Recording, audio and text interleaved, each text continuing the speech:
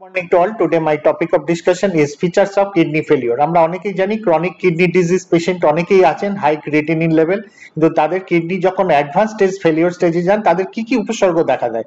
সব উপসর্গ যে একসঙ্গে আসবে তার মানে নেই, কিছু কিছু জিনিস আসবে, কিছু কিছু জিনিস আসবে না। আমরা এবার দেখে নিই কি কি আসবে। অ্যানোরেক্সিয়া, নসিয়া, ভমিটিং অর্থাৎ খিদে না হওয়া, গা বমি ভাব এবং বমি হওয়া। হিক্কাপ অর্থাৎ হেঁচকি তোলা। Metallic taste in mouth. Pruritus হাত পায়ে একটা চুলকনি। পিগমেন্টেশন কালো কালো ছোপ পড়া।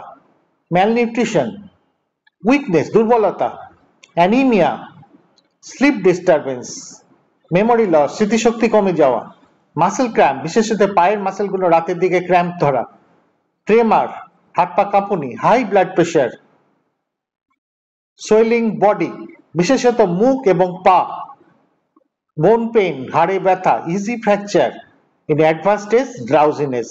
These are in summary. Thank you to all.